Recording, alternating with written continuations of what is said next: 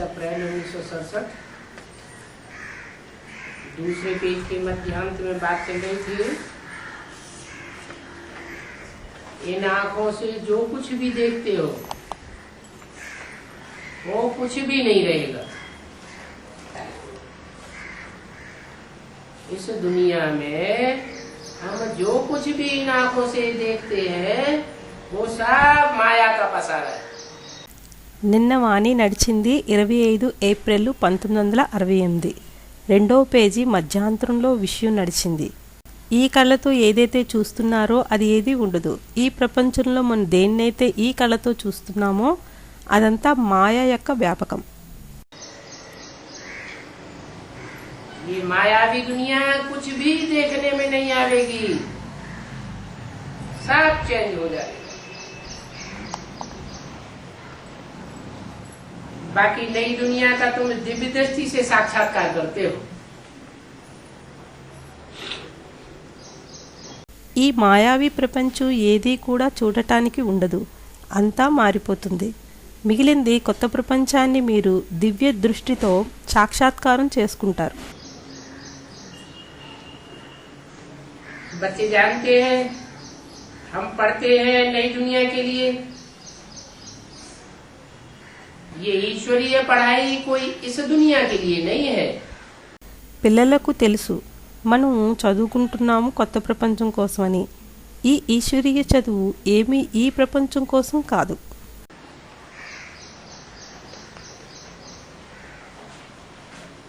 वो मनुष्यों के द्वारा जो पढ़ाइयाँ पढ़ाई जाती हैं वो इस दुनिया के लिए, इस जीवन के लिए है।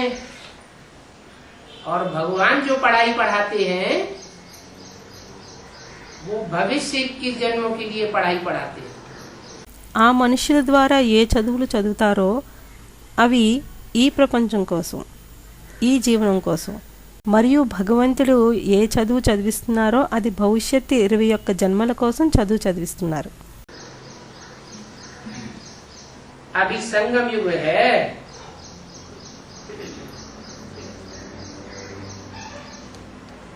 कलयुग का अंत और सतयुग की आदि का समय है। इसलिए तुम जो करते हो उसकी प्रारब्ध तुमको नई दुनिया में मिलनी है। इस समय जो भी पुरुषार्थ करते हो उसकी कितनी बड़ी प्रारब्ध मिलनी है। ఇప్పుడు సంగమయుగం, కలియుగం యొక్క అంతిమం మరియు సత్యయుగం యొక్క ఆది యొక్క సమయం। అందువల్ల మీరు ఏది చేస్తున్నారో దాని ప్రారంధం మీకు కొత్త ప్రపంచంలోనే లభించాలి। ఈ సమయంలో ఏదైతే పురుషార్థం చేస్తున్నారో దానికి ఎంత గొప్ప ప్రారంధం లభించాల్సి ఉంది। अब बेहद के बाप से बेहद सुख की प्रारब्ध मिलती है।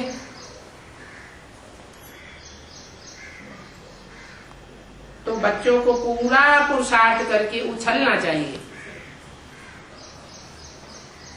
ఇప్పుడు బేహద్ తండ్రి నుండి బేహద్ సుఖం యొక్క ప్రారంధం లభిస్తోంది। అయితే పిల్లలు పూర్తి పురుషార్థం చేసి ఎగరాలి। बाप है श्री श्री अर्थात श्रेष्ठ से श्रेष्ठ, और उस श्रेष्ठ बाप से तुम बनते हो श्रेष्ठ देवता।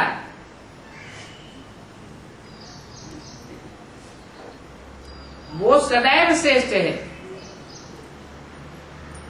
और तुम सदैव श्रेष्ठ नहीं रहते हो। తండ్రి అయితే శ్రీశ్రీ అనగా శ్రేష్టాతి శ్రేష్ఠుడు, మరియు ఆ శ్రేష్టమైన తండ్రి వలన మీరు అవుతున్నారు శ్రేష్టమైన దేవతలుగా। ఆయన సదా శ్రేష్ఠుడు మరియు మీరు సదా శ్రేష్ఠులుగా ఉండరు। बाप आकर तुमको अभी भ्रष्ट से श्रेष्ठ बनाते हैं,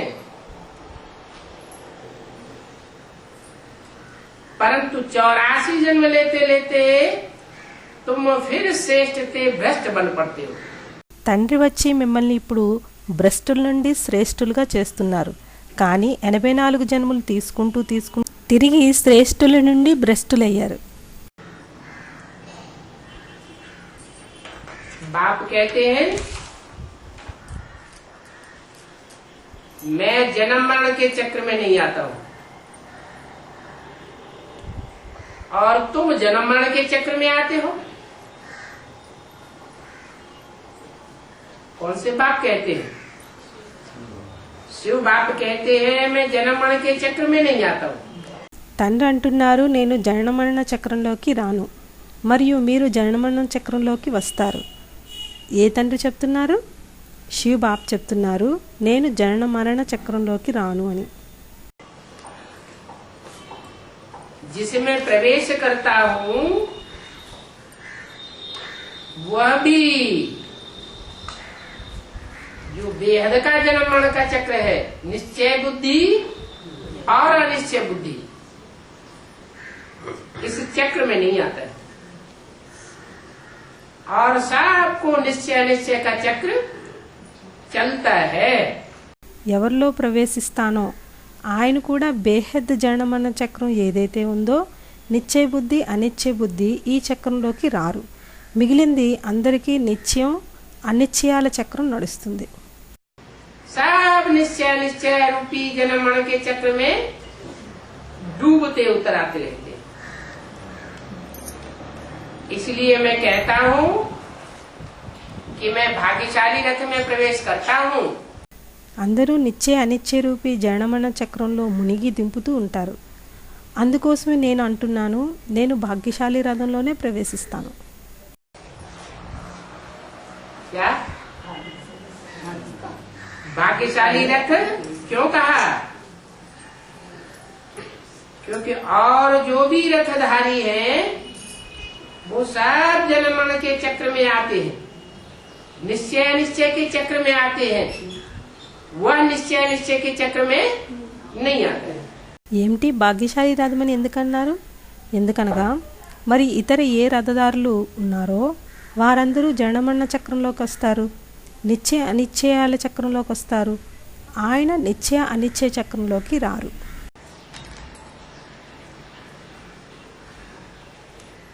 इस भाग्यशाली रथ को तुम बच्चों ने पहचाना है, दुनिया वालों ने नहीं पहचाना है, तुमने पहचाना है. परंतु तुम्हारा झाड़ छोटा है.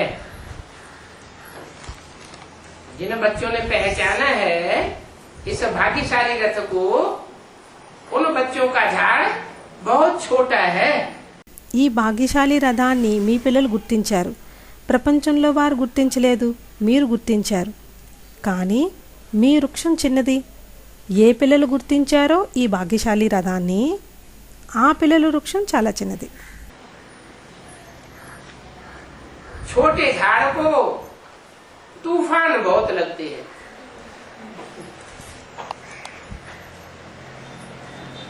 थोड़ा सा मायावी हवा का झोंका आया और झाड़ झूमने लगता है,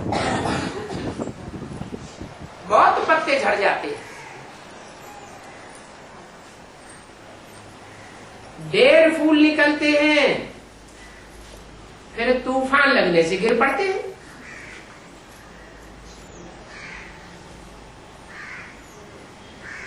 तो तूफान का असर छोटे झाड़ को बहुत होता है. చిన్న మొక్కకు తుఫాన్లు చాలా వస్తాయి. ఏ కొంచెమైనా మాయావి గాలి యొక్క విసురు వచ్చినా మొక్క ఊగడం మొదలవుతుంది. చాలా ఆకులు రాలిపోతాయి, ఎన్నో పూలు పూస్తాయి. మరలా తుఫాన్ రావటం వల్ల రాలిపోతాయి. కాబట్టి తుఫాను ప్రభావం చిన్న మొక్క మీద చాలా ఉంటుంది. जब झाड़ बड़ा हो जाता है, जड़ें गहरी हो जाती है, तो तूफान का उतना असर नहीं होता. तूफान लगने से कितने गिर पड़ते हैं. कोई कोई अच्छी रीति फल लग जाते हैं, अच्छे अच्छे फल फलदायी बनते हैं, फिर भी माया के तूफान से गिर पड़ते हैं. तो माया का तूफान बहुत तेज है. ఎప్పుడు మొక్క పెద్దదైతే వేళ్ళు లోతుగా వెళ్తే తుఫాన్ ప్రభావం అంతగా ఉండదు. తుఫాన్ రావటం వల్ల ఎన్నో పడిపోతాయి. కొన్ని మంచిమైన ఫలాలు వస్తాయి, మంచి ఫలాలు వస్తాయి, ఫలదాయి అవుతాయి. అయినా మాయా తుఫాన్ వల్ల పడిపోతాయి. కాబట్టి మాయా తుఫాను చాలా వేగవంతమైనది. उस तरफ है बाहुबल और तुम्हारी तरफ है योग बल.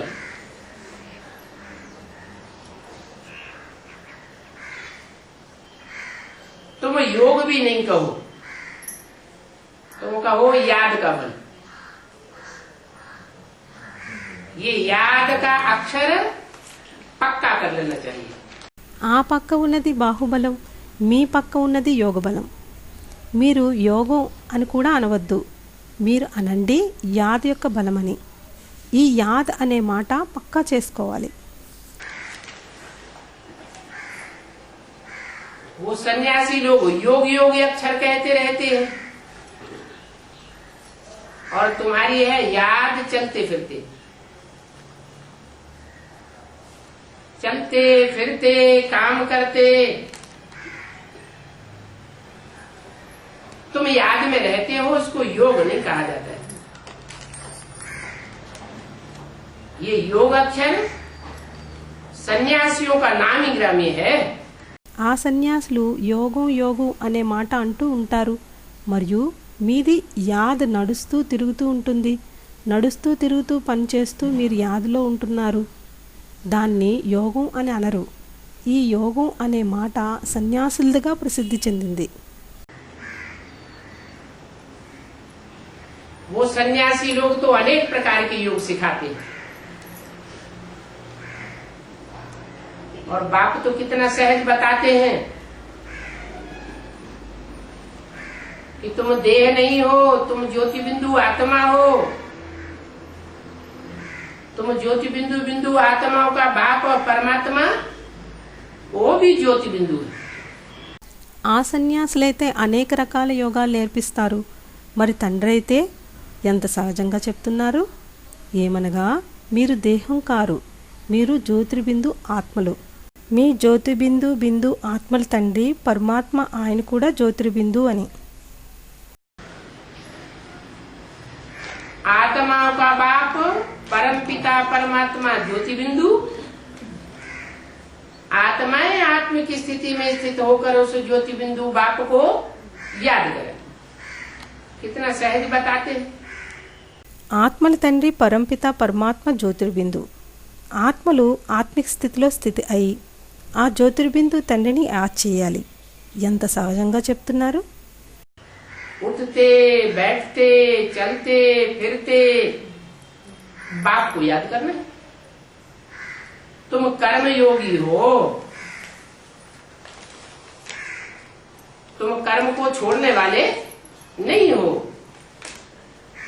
कर्मेंद्रियां हैं तो कर्मेंद्रियों से काम तो करना है, लेकिन बुद्धि योग एक बाप की तरफ लगा रहे. లేస్తూ కూర్చుంటూ నడుస్తూ తిరుగుతూ తండ్రిని యాద్ చేయాలి. మీరు కర్మయోగీలు, మీరు కర్మను వదిలేసేవారు కారు. కర్మేంద్రియాలున్నాయి అంటేనే కర్మేంద్రియాలతో పని అయితే చెయ్యాలి, కానీ బుద్ధియోగం ఒక్క తండ్రి వైపే లగ్నమై ఉండాలి. जैसे आशिक मासूक सब कुछ करते हुए भी एक दो को याद करते हैं, तो तुम भी एक बाप की याद में लगे रहो. एक की याद में रहेंगे तो पाप और पुण्य से बचे रहेंगे. ఏ విధంగా ప్రియుడు ప్రియురాలు అన్నీ చేస్తూ కూడా ఒకరినొకరు యాద్ చేస్తారు. కాబట్టి మీరు కూడా ఒక తండ్రి యొక్క యాదలో లగ్నమై ఉండండి. ఒక్కరి యాదలో ఉంటే పాపము మరియు పుణ్యం నుండి రక్షింపబడతారు.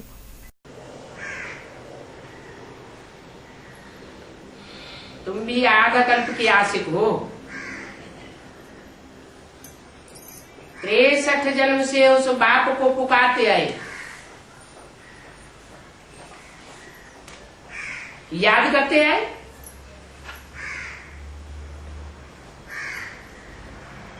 तिरसठ जन्मों में आधा कल्प से वो आया तो नहीं, अभी तो मैं आया हुआ हूं. तो कितना याद करना चाहिए. మీరు కూడా అర్ధకల్పానికి ప్రియురాళ్ళు. 63 జన్మల నుండి ఆ తండ్రిని పిలుస్తూ వచ్చారు, యాద్ చేస్తూ వచ్చారు. 63 జన్మల్లో అర్ధకల్పం నుండి ఆయన రానేలేదు. ఇప్పుడైతే నేను వచ్చాను కనుక ఎంత యాద్ చేయాలి? आगे तो तुम बच्चे आत्मा को भी नहीं जानते थे। कोई कहते हैं आत्मा हवा है, कोई कहते हैं आत्मा उष्ठा मिसल है, पक्का किसी को पता ही नहीं था। ఇంతకు ముందైతే మీ పిల్లలకు ఆత్మ గురించి కూడా తెలీదు. కొందరు అంటారు ఆత్మ గాలి అని, కొందరంటారు ఆత్మ బొటనవేలు మాదిరిగా ఉంటుందని. ఎవరికీ పక్కాగా తెలీదు. अभी बाप ने आकर के बताया कि तुम जो ये टीका लगाते हो, मस्तक में बिंदी लगाते हो, ये आत्मा की यादगार है। ये ज्योति बिंदु आत्मा भ्रकुटी में टिकी हुई है, टीका लगाने की बात नहीं है, आत्म की स्मृति में टिकने की बात है। ఇప్పుడు తండ్రి వచ్చి చెప్పారు, మీరు ఏదైతే బొట్టు పెట్టుకుంటున్నారో, నుదుటిన బిందు పెట్టుకుంటున్నారో అది ఆత్మ యొక్క యాదగారు. ఈ జ్యోతిర్బిందు ఆత్మ బురుకుటిలో స్థిరమై ఉన్నది. బొట్టు పెట్టుకునే విషయం కాదు, ఆత్మ ఆత్మిక స్థితిలో స్థితి అయ్యే విషయం. इस स्मृति में टिकेंगे तो आत्मा का बाप परमपिता परमात्मा सहज याद आएगा। अभी तुमने आत्मा को भी जाना है, परमपिता परमात्मा को भी जाना है। ఈ స్మృతిలో స్థితి అయి ఉంటే ఆత్మ యొక్క తండ్రి పరంపిత పరమాత్మ సహజంగా యాదొస్తారు. ఇప్పుడు మీరు ఆత్మను కూడా తెలుసుకున్నారు, పరంపిత పరమాత్మను కూడా తెలుసుకున్నారు. तो अभी बाप आकर के तुमको रियलाइज कराते, रियलाइज करो कि मैं देह हूं या आत्मा हूं। ये बहुत महीन बातें हैं, इनकी प्रैक्टिस करनी पड़े। कहते हैं वो अवस्था बनती नहीं, ఆత్మిక స్థితి భూల్ జాతి హై. అయితే ఇప్పుడు తండ్రి వచ్చి మీకు అనుభవం చేయిస్తున్నారు. నిజపరచుకోండి, నేను దేహమా లేక ఆత్మనా అని. ఇది చాలా సూక్ష్మమైన విషయం, దీనికి ప్రాక్టీస్ చేయాలి. అంటారు ఆ స్థితి తయారు కావటం లేదని, ఆత్మిక స్థితిని మర్చిపోతున్నాము అని. बाप कहते हैं 63 जन्म तुमने देह को याद किया, देहधारियों के साथ तुमने संबंध जोड़े तो वो रग पक्की हो गई है. తండ్రి అంటున్నారు 63 జన్మలు మీరు దేహాన్ని యాద్ చేశారు, దేహదారుల తోడులో మీరు సంబంధం జోడించారు, కాబట్టి ఆ అలవాటు పక్కా అయిపోయింది. अभी क्या करना है? अभी ये आत्मिक स्थिति की प्रैक्टिस करनी है. एक जन्म में तुम ये प्रैक्टिस करके नर से नारायण जैसे बन जाते हो. ఇప్పుడు ఏం చేయాలి? ఇప్పుడు ఆత్మిక స్థితిని ప్రాక్టీస్ చేయాలి. మీరు ఒక్క జన్మలో ఈ ప్రాక్టీస్ని చేసి నరుడి నుండి నారాయణలా తయారవుతారు. मैं हर युग में नहीं आता हूं, हर जन्म में नहीं आता हूं, मैं सिर्फ इस पुरुषोत्तम संगम युग पर एक ही बार आता हूं और एक ही बार आकर के सारी पतित दुनिया को पावन बनाता हूं. ये काम मनुष्य का नहीं है. నేను ప్రతి యుగంలో రాను, ప్రతి జన్మలో రాను.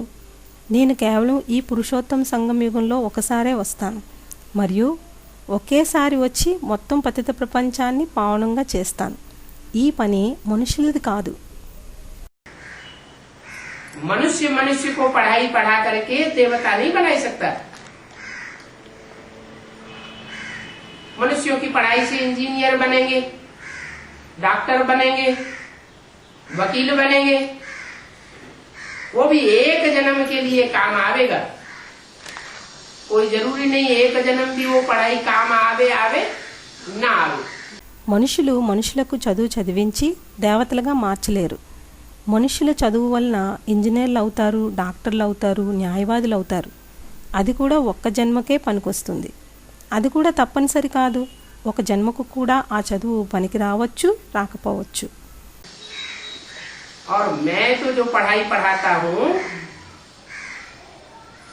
जो राजयोग सिखाता हूँ, सहज ज्ञान योग सिखाता हूँ, उस सहज ज्ञान और राजयोग से तुम जन्म जन्मांतर के राजाएं बनते हो. మరియు నేను ఏ చదువు చదివిస్తున్నానో, ఏ రాజయోగం నేర్పిస్తున్నానో, సహజ జ్ఞాన యోగం నేర్పిస్తున్నానో, ఆ సహజ జ్ఞానం మరియు రాజయోగాలతో మీరు జన్మజన్మాంతరాల రాజులుగా అవుతున్నారు.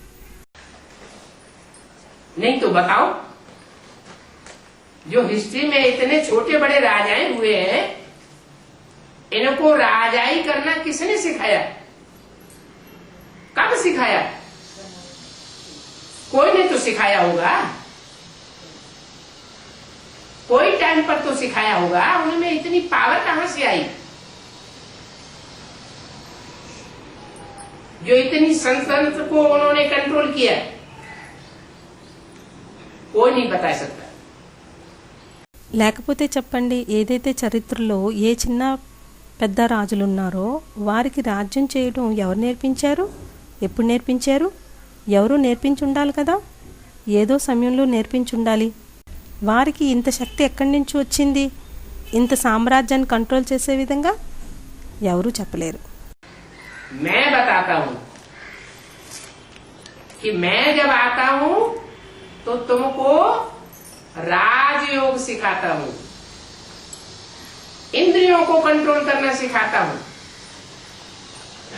मन को कंट्रोल करना सिखाता हूं. कहते भी हैं मन के हारे हार और मन के जीते जीत.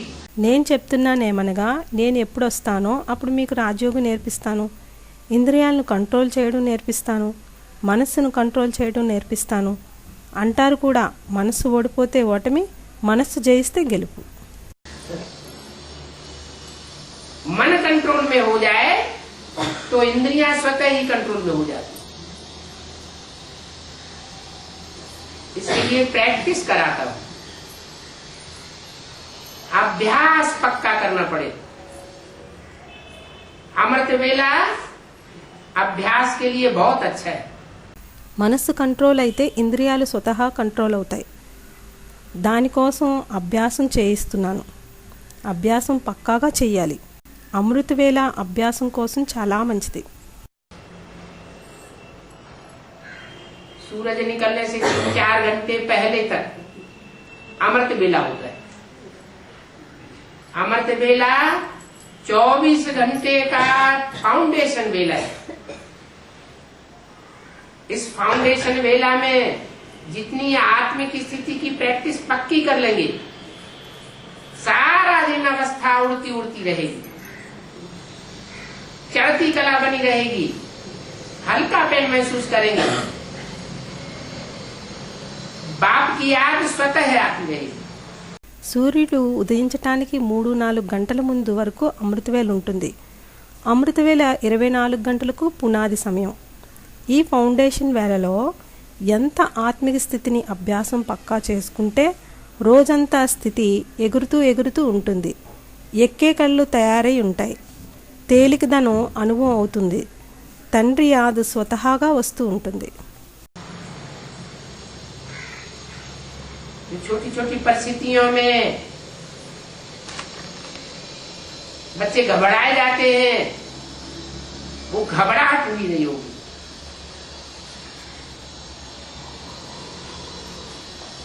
ये सृष्टि में भी सतयुग का आदि का जो टाइम है, जिसे संगम युग कहा जाता है, कलयुग का अंत और सतयुग का आदि,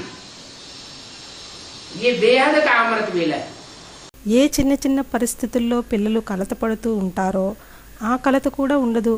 ఈ సృష్టిలో కూడా సత్యయుగం యొక్క ఆది సమయం ఉందో దాన్ని సంగమయుగం అని అంటారు.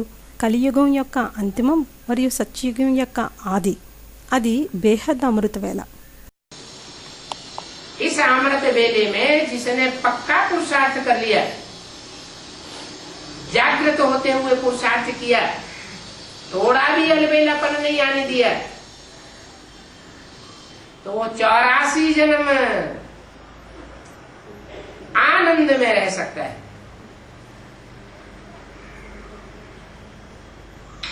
इतनी पक्की याद होनी चाहिए। ఈ అమృత వేళలో ఎవరు పక్కా పురుషార్థం చేశారో, జాగృతమై ఉంటూ పురుషార్థం చేస్తారో, కొంచెం కూడా నిర్లక్ష్యం రానివ్వలేదో వారు 84 జన్మలు ఆనందంగా ఉండగలరు. ఇంతగా పక్కా యాद ఉండాలి. इसलिए कहते हैं गीता के अंतिम श्लोक में स्मृति लब्धा नष्टो मोह। कैसे नष्ट मोह? देह और देह के संबंधों से नष्ट मोह। देह के जो भी पदार्थ हैं जो बहुत प्रिय होते हैं उनसे नष्ट मोह। ఈ కారణంగానే అన్నారు గీత యొక్క అంతిమ శ్లోకంలో నష్టోమోహ స్మృతిలబ్ధ. దేని నుండి నష్టోమోహ? దేహము మరియు దేహ సంబంధాల నుండి నష్టోమోహం. దేహ పదార్థాలు ఏవైతే ఉన్నాయో, ఏవంటే ఎక్కువగా ఇష్టమో వాటి నుండి నష్టోమోహం.